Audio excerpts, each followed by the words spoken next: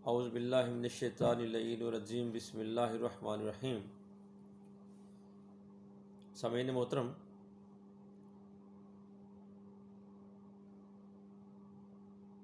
حکومت پاکستان یا بلکہ میں مملکت پاکستان کو کہہ دوں کہ یہ ایک ایسا ملک ہے جس میں ہونی تو کچھ نہیں ہوتی لیکن انہونیاں ہوتی ہی رہتی ہیں، اور یہ عجیب خوش قسمت ملک ہے کہ جس میں بدقسمت لوگوں کو عزت دی جاتی ہے اور کرپٹ، دہشت گرد، ملک دشمن عناصر، قانون توڑنے والے، افواج پاکستان کو دھمکی دینے والے، حکومت پاکستان کے جٹ کو توڑنے والے، ان کو پروٹوکول دیا جاتا ہے، اور اگر رشید نام کا کوئی بندہ ان لوگوں پر ایف آئی آر کروا دے تو پورے ملک کا میڈیا کھڑا ہو جاتا ہے کہ جی دیکھیں جی یہ اخلاقاً اچھا نہیں تھا، وہ بغاوت کے مقدمے قائم کروا دینے کسی پر، یعنی ایک شخص فوج کو بکواسات کر رہے، ملک کے ریٹ کو چیلنج کر رہے، اور ملک کے جو قومی راز تھے ان کو وہ افشا کر رہے، اور اس پر اگر کسی شخص نے ایف آئی آر کروا دی ہے تو الٹا حکومت کہہ رہی ہے، وزیر کہہ رہے ہیں کہ جی ہم نے تو یہ نہیں کروائے، ہم نے تو، ہمارا اسے تعلق ہی نہیں ہے، ہم ایسے کام نہیں کرتے ہیں، جی ہم نے تو نواز شریف پر یہ کیس نہیں کروایا، یہ ایف آئی آر درخواست نہیں دی ہے۔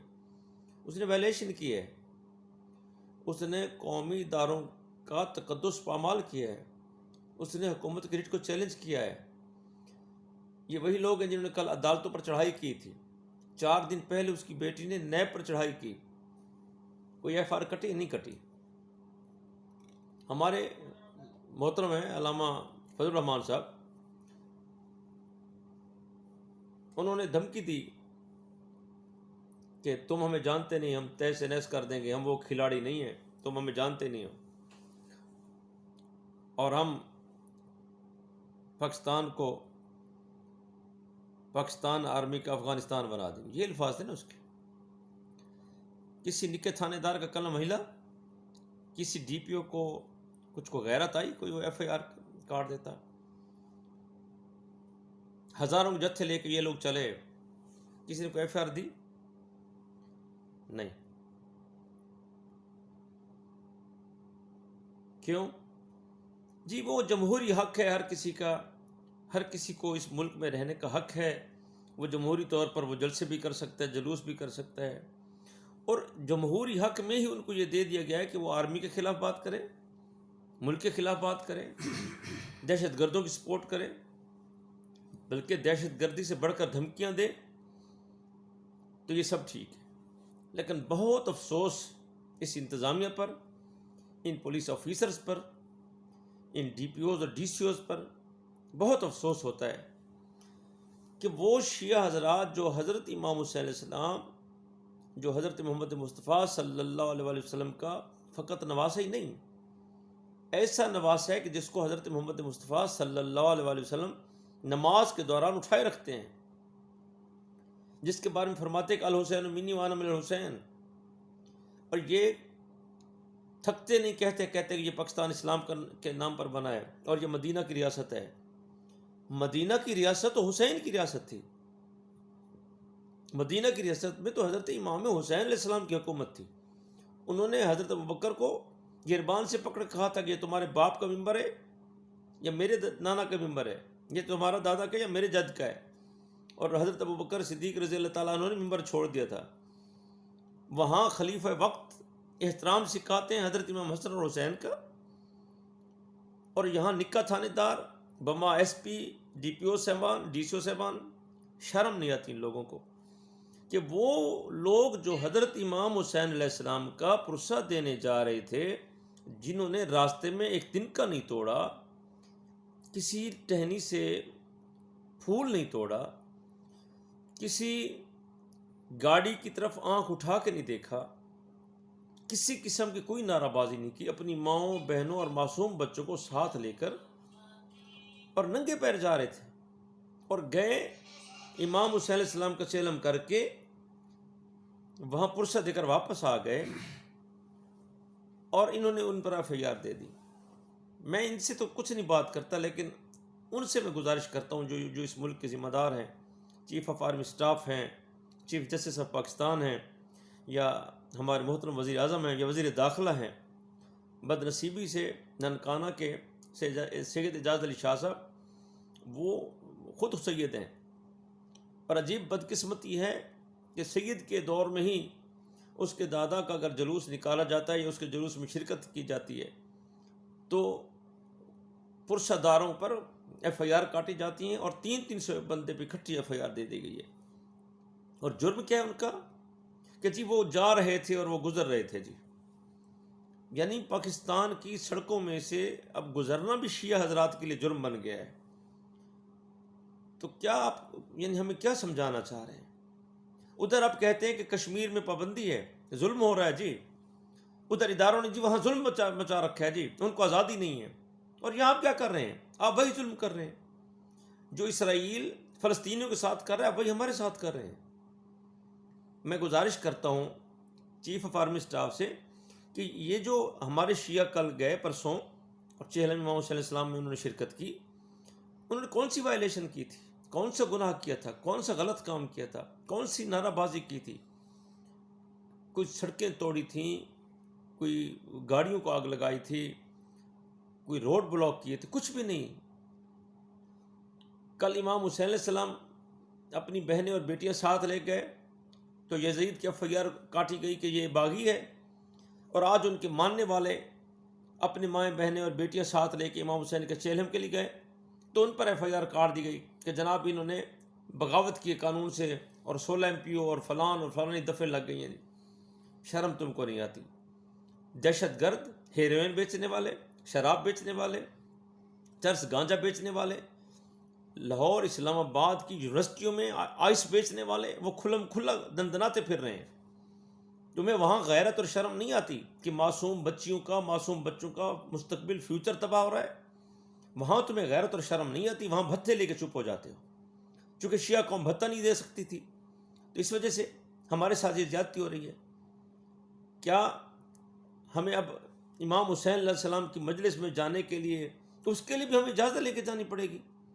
یعنی وہ ایک ایف آئی آر میں یہ تھا کہ جناب ایس ایچ او نے روکا تھا کہ آپ نے جلوس میں نہیں جانا ہے. بھی کسی لیے نہیں جانا ہے؟ میلی کے جلوس سے تو ایس ایچ او نہیں روکتا. کمال ہو گیا کہ یعنی امام حسین علیہ السلام کی مجلس میں جایا جائے تو پہلے تھی کہ مجلس کی اجازت لی جائے. وہ ایک کافرانہ سا قانون ہے. اب نیا قانون متعارف ہوا ہے جناب کہ مجلس میں جو بندہ جائے وہ بھی پوچھ کے جائے اور اجازت مانگ کے جائے.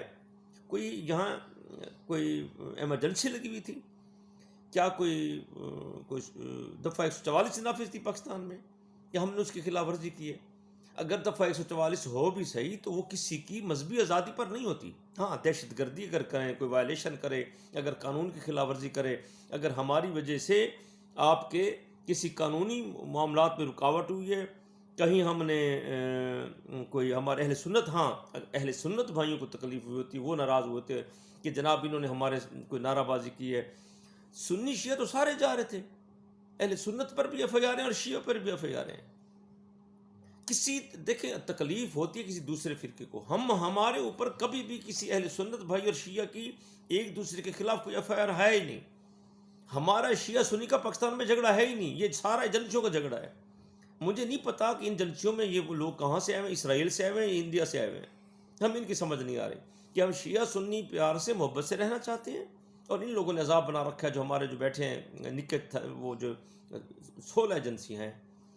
خدا کے نام پر ہم پر رحم کریں.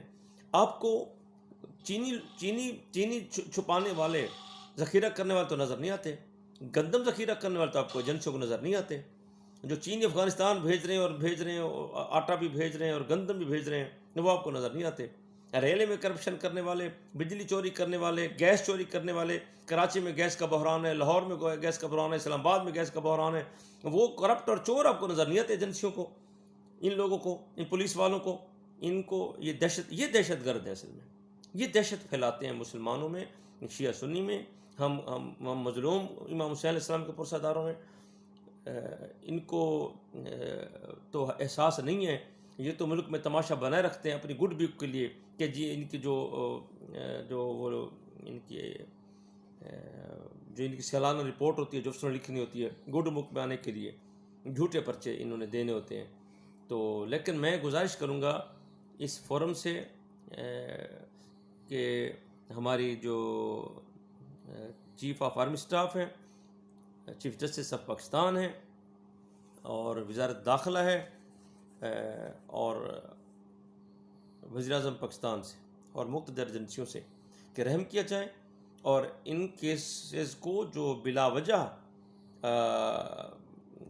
ایف آئی آریں کاٹی گئی ہیں ان کو ختم کیا جائے.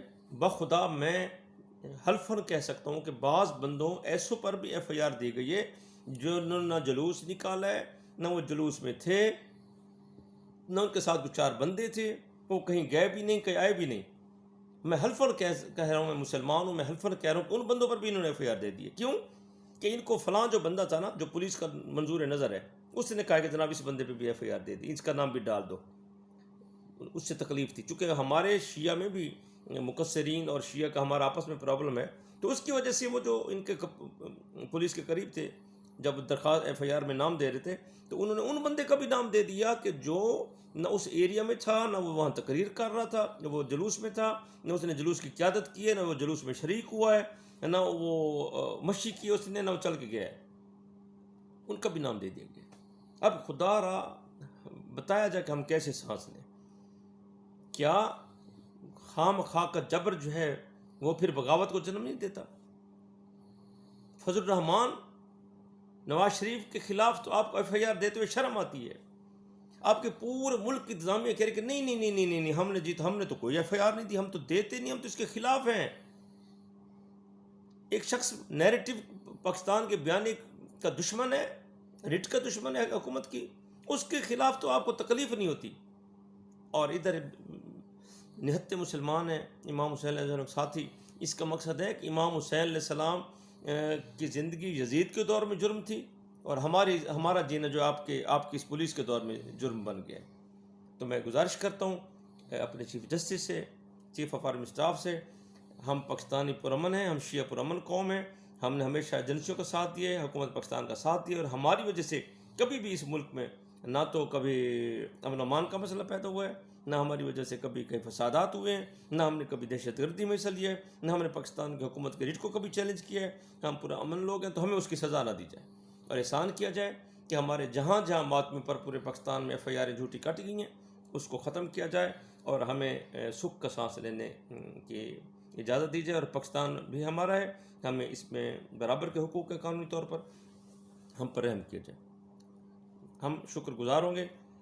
شیعہ بھی پاکستانی ہیں اور ہم بھی پاکستان کے شہری ہیں، ہمارے بھی وہی حقوق ہیں جو باقی شہریوں کے ہیں. ہمیں ہمارے حقوق اور ہمارے عقیدے پر ہمیں زندگی گزارنے کی اجازت دی جائے.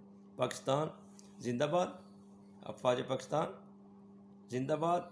اور میں گزارش کروں گا اپنے تمام مومنین سے، تمام پاکستانیوں سے کہ اس وقت جو ملک کے حالات ہیں اور ہماری افواج پاکستان عالمی دنیا سے، انڈیا سے، دوسرے ممالک سے پاکستان کی بقا کی جنگ لڑ رہی ہیں، تو اس کے لیے دعا بھی کریں اور حکومت کے ساتھ تعاون بھی کریں تاکہ ہم جو اس مشکل مرحلے میں ہیں، جو اس وقت ہمارے سرحدوں پہ حالات چل رہے ہیں، تو اس میں اللہ تعالیٰ ہمیں کامیابی عطا فرمائے.